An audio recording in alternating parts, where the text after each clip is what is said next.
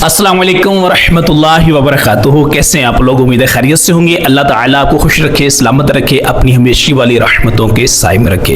इंशाल्लाह रात की फ़्लाइट है मेरी, तो हम जद्दा एयरपोर्ट पे 5:30 बजे हम पहुंच जाएंगे। उसके बाद पहला सवाल मेरा ये है कि एहराम जो हमने बांधना है वो लाहौर एयरपोर्ट से ही हम वो बांध लेंगे या जद्दा एयरपोर्ट जाके उतरेंगे वहाँ जाके एहराम बांधेंगे?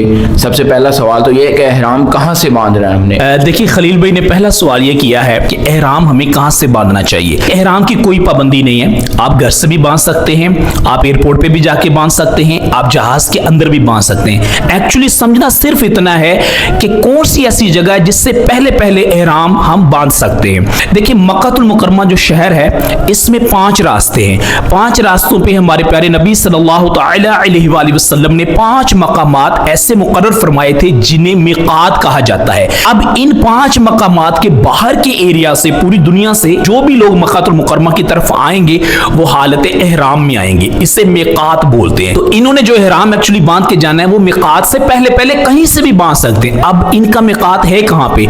इनका मिकात जो पाकिस्तान, इंडिया, बांग्लादेश वगैरह की पट्टी हमारे यहां से जितनी भी फ्लाइट्स जाती हैं उसमें जो मोस्टली गुजरती हैं वो यमन वाली साइड से जाती हैं, और यमन में एक मकाम है जिसे लम या लम कहा जाता है।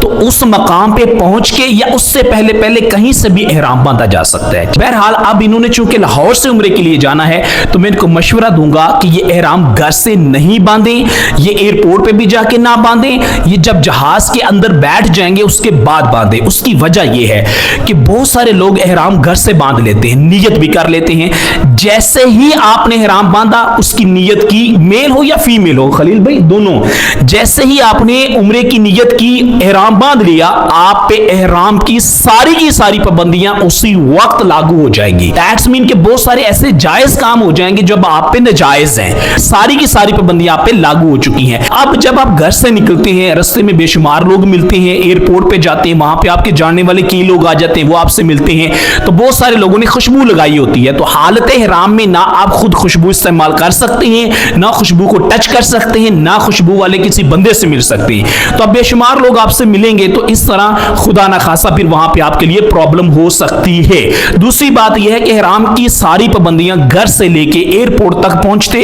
फिर एयरपोर्ट पे जब आप अपनी फ्लाइट का वेट कर रहे होंगे, प्रोबेबली समटाइम ऐसा हो जाता है कि किसी वजह से कोई टेक्निकी इश्यूज आ जाते हैं या मौसम की वजह से, किसी भी वजह से फ्लाइट 5-7 घंटे, 8 घंटे, 10 घंटे डिले भी हो सकती है। ऐसी सूरत में आप हालत एहराम में अगर हुए तो उन सारी पाबंदियों के साथ 8-10 घंटे या 5 घंटे वहां पे वेट करना ये बड़ा मुश्किल होता है। सीधी सी बात है, मैंने ये फेज देखा हुआ है। दुबई एयरपोर्ट पे हमारी फ्लाइट 7 घंटे डिले हो गई थी, तो बहुत परेशानी भी होती है। इन शॉर्ट ये है कि इन्होंने एहराम घर से नहीं बांधना, बल्कि मैं सब लोगों को मशवरा दूंगा घर से एहराम आपने नहीं बांधना, सादा कपड़ों में आपने एयरपोर्ट पे जाना है। एयरपोर्ट पे पहुंच के जो भी आपकी फॉर्मेलिटीज हैं, आपका सामान वगैरह चेक होगा, उसके बाद आप अंदर चले जाएंगे वेटिंग एरिया में। यहां पे आपको अप्रोक्सीमेटली कुछ 4-1 घंटे खलील भाई मिलते हैं। तो इन 3-4 घंटों में आपने वहां पे बैठना है, अल्लाह का जिक्र करें, तिलावत करें, दुरूद शरीफ पढ़ें, दुआएं जो भी आपको आती हैं वो मांगे, लेकिन आपने यहां पे भी एहराम की नियत नहीं करनी। अब खलील भाई जैसे आपकी फ्लाइट को सपोज करें कोई आधा घंटा या पौना घंटा रह जाएगा तो अनाउंसमेंट होती है कि फलां एयरलाइन जो जद्दा के लिए जा रही है उसके सारे पैसेंजर्स जो है वो करीब करीब आ जाए। तो फिर आपने क्या करना है कि एहराम की 2 चादरें आपने अपने बैग से निकालनी है, और वहां मस्जिद बनी हुई है उसके अंदर आपने जाना है और आपने सिर्फ उनको लपेटना है। वहां पे भी आपने नियत नहीं करनी, क्योंकि अभी भी खुदा न खासा डिले हो सकता है या कोई प्रॉब्लम हो सकती है, और ऐसा बारहा हुआ है। अभी रिसेंटली गुलबर्ग में ट्रेनिंग सेशन हुआ, उसमें इस्लामाबाद से, कराची से और लाहौर से काफी फैमिली सारी लोग जमा हुए थे।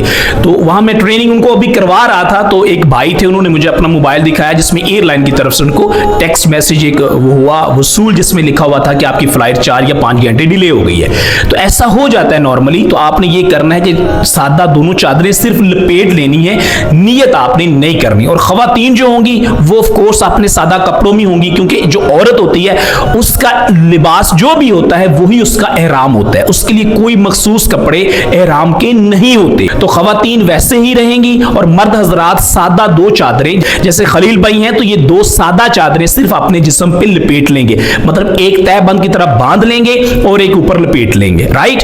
ये 2 कपड़ों के अलावा इनके जिस्म पे कोई तीसरा कपड़ा नहीं ہونا چاہیے.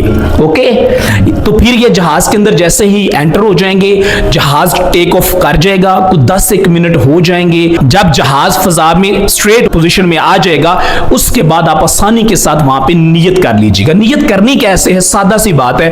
نیت آپ نے اس طرح سے کرنی ہے کہ اے اللہ, میں تیرے لیے عمرہ کا ارادہ کرتا ہوں یا کرتی ہوں, اس سے اپنی بارگاہ میں قبول فرما اور میرے لیے آسان فرما دے. تو مرد ہو یا عورت ہو, دونوں کو میں مشورہ دوں گا, نہ گھر سے نیت کریں نہ ایئرپورٹ پہ جا کے کریں. جب جہاز کے اندر آپ بیٹھ جائیں, جہاز ہوا میں بلند ہو جائے, اس کے بعد آپ وہاں پہ کہیں پہ بھی رستے میں کو آدھا گھنٹہ رک کے 20 منٹ رک کے, کیونکہ لم یا لم سے پہلے آپ نے نیت کرنی ہے, اور وہ بڑی دور ہے, مطلب یہاں سے کوئی 3 گھنٹے لگتے وہاں پہنچتے, تو ایزی ہو کے آپ نے نیت کرنی. بٹ ایک بات یاد رکھنی ہے, جیسے آپ نے نیت کی ساری پابندیاں فوراً آپ پہ لاگو ہو جائیں گے.